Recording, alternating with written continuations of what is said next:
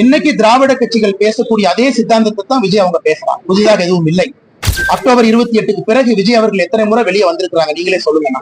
ஆனா ஒரு நிரபராதியை கொண்டாடுவது போல நம்முடைய முதலமைச்சர் மு.க. ஸ்டாலின் அவர்கள் செந்தில் பாலாஜி அவர்களை கொண்டாடிட்டு இருக்கிறாங்க. இது ஆச்சரியம்.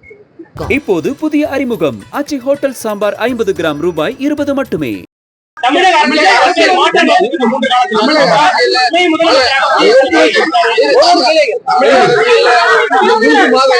பல முக்கிய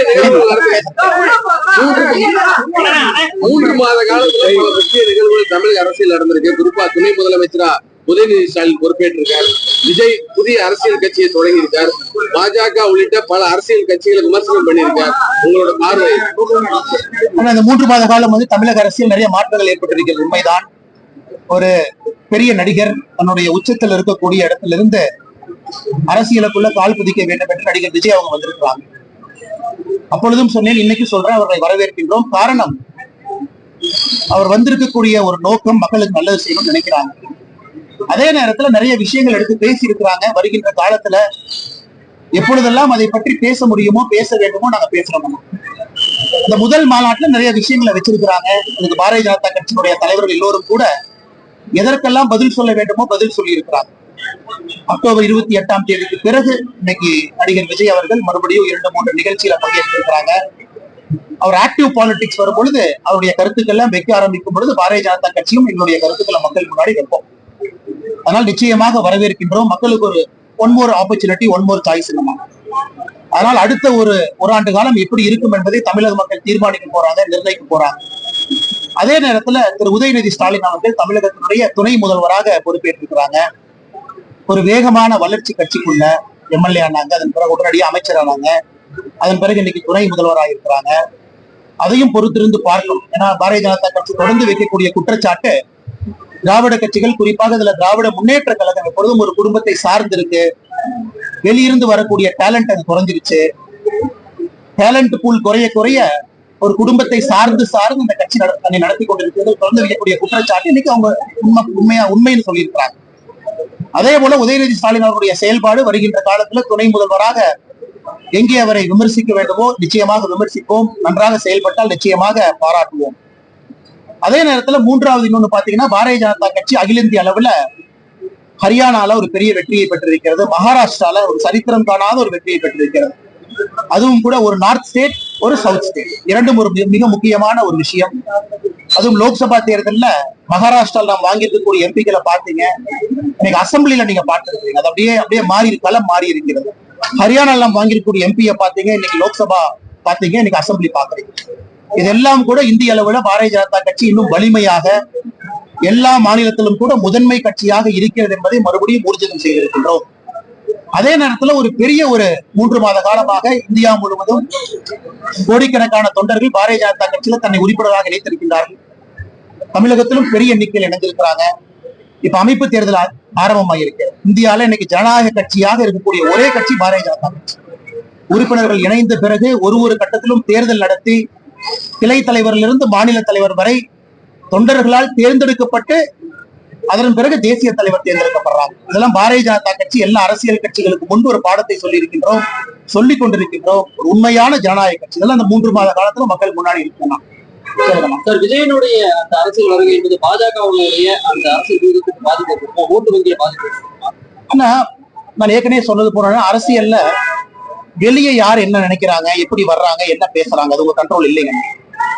விஜய் அவர்களை பொறுத்தவரை தமிழகத்துல இன்னைக்கு திராவிட கட்சிகள் பேசக்கூடிய அதே சித்தாந்தத்தை தான் விஜய் அவங்க பேசுறாங்க. புதிதாக எதுவும் இல்லை. நாங்கள் எங்கள் இடத்துல பத்திரமா நிக்கிறோம். எங்களுடைய பாதங்கள் வலிமையாக தாங்கி நிற்குது. ஆனா விஜய் அவர்களுடைய பேச்சு, அவருடைய கொள்கை கிட்டத்தட்ட திராவிட கட்சிகளுடைய கொள்கையோடு தான் ஒத்து போறாங்க அவர் பேசுகின்ற பேச்சு எல்லாம். அதனால இது யாருக்கு பாதிப்பு ஏற்படும் என்பதை பொதுமக்கள் எல்லோரும் கூட கணிச்சுட்டாங்க. எங்களை பொறுத்தவரை ஒரு புதியாக வரக்கூடிய நபர்களை பார்த்து எப்பொழுதும் பாரதிய ஜனதா கட்சி பயப்பட போவது கிடையாது. காரணம், வரவேற்கும் பொழுது ஒரு புதிய ஒரு வாய்ப்பு எல்லோருக்கும் கிடைக்கும் என்று நம்புகிறோம். ஏற்கனவே சொன்னது போல ஒரு பெரிய ஆக்டர் தான். குறிப்பாக பெண்கள், குழந்தைகள், வயதானவர்கள் வரைக்கும் எல்லார் இல்லத்திலையும் நடிகர் விஜய் அவர்கள் பெரிய ஒரு இடத்தை பிடிச்சிருக்கிறாங்க. அதை மறுக்க முடியாது. இந்திய அளவுல ஒரு படத்துக்கு அதிகமான வசூல் பெறக்கூடிய நடிகராகவும் விஜய் அவங்க இருக்கிறாங்க. அதுவும் உண்மைதான், அதுவும் நம்ம பொய்ன்னு சொல்ல முடியாது. மூன்றாவது, படிப்படியாக 25 ஆண்டு காலமாக தன்னை வளர்த்தி கொண்டு வந்திருக்கிறார்கள், அதுவும் உண்மைதான். ஆனா அரசியல் களம் வேறுங்கண்ணா, தினம் இருக்கணும். அக்டோபர் 28க்கு பிறகு விஜய் அவர்கள் எத்தனை முறை வெளியே வந்திருக்கிறாங்க நீங்களே சொல்லுங்கண்ணா. அரசியல் 365 நாட்கள் இருக்கணும், கீழே இருக்கணும். வெற்றி தோல்வி சாதாரணமாக வந்து கொண்டே இருக்கும். அதனால் இதற்கு விஜய் எப்படி தன்னை ரெடி பண்ணிக்கிட்டு இதுல ஜெயிப்பார் அப்படிங்கிறது அவருக்கு தாங்க நீங்க கேட்கணும். ஆனா எங்களை பொறுத்தவரை எங்களுக்கு யாரின் மீதும் பயம் இல்லை. ஏன்னா இன்னைக்கு திராவிட கட்சிகள் 3ஆக பிரிந்திருப்பதாக நான் பார்க்கின்றேன். தமிழகத்தை பொறுத்தவரை திராவிட கட்சிகளுக்கு இருக்கக்கூடிய ஓட்டு என்பது 3ஆக இன்னைக்கு பிரிஞ்சிருக்கு. பாரதிய ஜனதா கட்சியினுடைய தேசிய வாக்கு என்பது இன்னைக்கு அதிகமாயிட்டு போகுது. அதனால் விஜய் அவர்களை நிச்சயமாக நாங்கள் வரவேற்கின்றோம். ஏன்னா புதியவர்களை நம்ம யாரும் தடுக்க கூடாதுங்கன்னா. கொள்கை நிறைய விஷயங்கள் சொல்லுவாங்க, சில இடத்துல நிச்சயமா பாரதிய ஜனதா கட்சி எதிர்த்து பேசுவாங்க. அது அரசியல் என்பது நடக்கத்தான் செய்யுங்கண்ணா. அப்பொழுது நாங்கள் காரணம் சொல்ற இடத்துல நாங்க சொல்றோம். விஜய் அவர்களை கேள்வி கேட்கின்ற இடத்துல நாங்க கேள்வி கேட்கிறோம். அமைச்சர் செந்தில் பாலாஜி கோவைக்கு திரும்ப அமைச்சர் பொறுப்பு அமைச்சர் தெரிஞ்ச செயல்பாடுகள் இருக்காங்க. நீங்க அவரோட பங்களிப்பு எப்படி பாக்குறீங்க? ஒரு அரசியல குற்றச்சாட்டுக்கு பிறகு அரசு இது ஒரு இந்திய அரசியல்ல இன்னைக்கு 2 கட்சிகள் தான் ஒரு வித்தியாசமான பாதையில பயணிக்கிறாங்க. ஒன்று ஆம் ஆத்மி கட்சி, இன்னொன்று திராவிட முன்னேற்ற கழகம். அதாவது ஒரு குற்றச்சாட்டு ஊர்ஜிதமான பிறகு, அவங்களுடைய bail petition multiple time reject ஆன பிறகு, அவங்க இன்னைக்கு வெளியே வந்திருப்பது கிட்டத்தட்ட சார்ஜ் ஷீட் போட்டாங்க, அதற்கு மேல என்கொயரி பண்றதுக்கு ஒண்ணு இல்லை என்பதற்காக நீதிமன்றம் பெயில் கொடுத்திருக்கிறாங்க. ஆனா ஒரு நிரபராதியை கொண்டாடுவது போல நம்முடைய முதலமைச்சர் மு.க. ஸ்டாலின் அவர்கள் செந்தில் பாலாஜி அவர்களை கொண்டாடிட்டு இருக்கிறாங்க. இது ஆச்சரியம். இதேதான் ஆம் ஆத்மி கட்சியில் நடக்குது. ஆம் ஆத்மி கட்சியோட நிலைமையை நினைச்சு பாருங்க. அதனால இது புதிது கிடையாது. ஊழலோடு மலிந்திருக்கக்கூடிய திராவிட முன்னேற்ற கழகம் இன்னைக்கு பெயில்ல வெளியே வந்திருக்கக்கூடிய ஒரு மனிதரை ஒரு காந்தியவதியாக கொண்டாடுவது புதிது கிடையாது. தமிழகத்திற்கு மக்கள் பார்த்துக்கிட்டு இருக்காங்கன்னா, மக்கள் இதை நல்லா உன்னிப்பா பாக்குறாங்க. கிட்டத்தட்ட இந்த புதிய அமைச்சர்களுடைய அந்த பதவியேற்பு என்பது அவர்களுக்காகவே நிறுத்தி வைக்கப்பட்டதை போல முதலமைச்சர் இத்தனை நாளா காத்துக்கிட்டு இருந்தார். அதனால இதை பற்றி நான் அதிகமாக பேசுவதை விட தமிழக மக்கள் அதெல்லாம் பாக்குறாங்க. வருகின்ற காலத்துல அவங்க பதிலடி கொடுப்பாங்க. திராவிட கூட்டணியில ஒரு கருத்து முன்வைக்கப்படுது. காவி மொழி அணிந்து அத்தை கூட எல்லாம் பத்திரிகை ரஜினியை சந்தித்த பிறகு அதோடைய கருத்து வேற மாதிரி வருது. பிஜேபி கூட்டணி வைப்பாரு. ஆனா அண்ணன் சீமான் அவர்களுடைய பாதை தனி, எங்களுடைய பாதை தனிங்கன்னா வேறு வேறு பாதையில் இருக்கும். ஒரு நல்ல நண்பராக இருக்கின்றார். அதே நேரத்துல பாரதிய ஜனதா கட்சியை காரசாரமா விமர்சிக்கிறார் பல இடத்துல. அவர் ஒரு புதிய பாதையில பயணிக்கணும்னு நினைக்கிறாரு, பயணிச்சுட்டு இருக்காருங்கண்ணா. அதனால் பாரதிய ஜனதா கட்சியினுடைய பாதையும் அவர் பாதையும் கண்டிப்பாக வேறு வேறு பாதைகள். அதனால அவருடைய பாதையில அவர் போகட்டும், எங்க பாதையில் நாங்க போறோம். இன்னைக்கு தமிழக மக்களுக்கு நிறைய வாய்ப்பு கிடைச்சிருக்கு. மக்கள் எல்லாத்தையும் பார்த்து முடிவெடுப்பாங்க. 2026 மிக முக்கிய சரித்திர தேர்தலாக தமிழகத்தில் அமைய போகுது. காரணம், அண்ணன் சீமான் இருக்கிறாங்க, அண்ணன் விஜய் அவங்க இருக்கிறாங்க, பாரதிய ஜனதா கட்சி இருக்கு. இதற்கு முன்பு இருக்கக்கூடிய திராவிட கட்சிகள் ஆளுமையாக இருந்தவர்கள், ஆளுங்கட்சியாக இருக்கிறவங்க, எதிர்கட்சியா இருக்கிறவங்க இருக்கிறாங்க. எங்களோடு கூட்டணியில் இருக்கக்கூடிய பெரிய கட்சிகள், பாட்டாளி மக்கள் கட்சியில இருந்து அண்ணன் டிடிவி தினகரன்ல இருந்து எல்லோரும் எங்களோடு இருக்கிறாங்க. ஆனால் 2026 ஒரு புதிய களமாக இருக்கும். பொறுத்திருந்து பார்ப்போம். நிறைய பாஜகலே கடந்த 3 மாசமா தொண்டர்கள்ங்கிற மாதிரியான ஒரு சமுதாயத்திலேயோ சட்டமன்றத்திலே நிறைய உங்கள் வருகைக்கு பிறகு அந்த மாற்றங்கள் இருக்கு இல்லைங்கண்ணா. அதாவது இந்த 3 மாதமாக பாரதிய ஜனதா கட்சியை பொறுத்தவரை வெளி வேலைகள் கொஞ்சம் குறைச்சிக்கிட்டு ஆர்கனைசேஷன் ஒர்க், அமைப்பு ரீதியான பணிகள் அதிகமா செஞ்சுக்கிட்டு இருந்தாங்க. அதான் பார்ப்பதற்கு உங்களுக்கு அது மாதிரி தெரிஞ்சிருக்குங்கன்னா, அமைப்பு ரீதியா ரொம்ப பலப்படுத்தியிருக்காங்க. நிறைய வேலைகள் நடந்திருக்கு.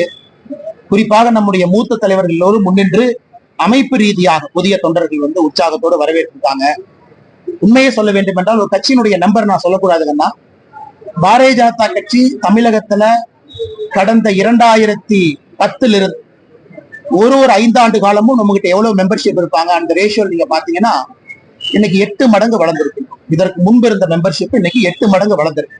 இப்ப நீங்களே கூட்டி கழிச்சு பாத்துக்கோங்க. அதிகாரப்பூர்வமாக இதெல்லாம் முடிந்த பிறகு நம்முடைய மத்திய தலைமை அதிகாரப்பூர்வமாக நம்பர் சொல்லுவாங்கன்னா 8 மடங்கு பாரதிய ஜனதா கட்சி வளர்ந்தது. இது வளர்ச்சி தானே.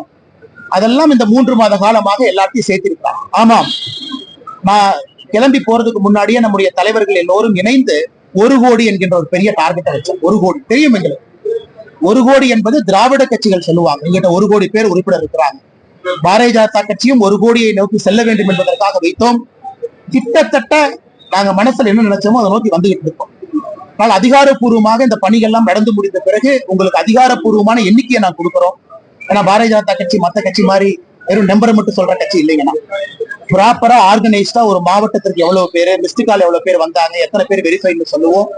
மிகப்பெரிய ஒரு அசுர வளர்ச்சியை பாரதிய ஜனதா கட்சி தமிழகத்துல பார்த்துருக்கு. நம்முடைய தலைவர்களுடைய உழைப்பு.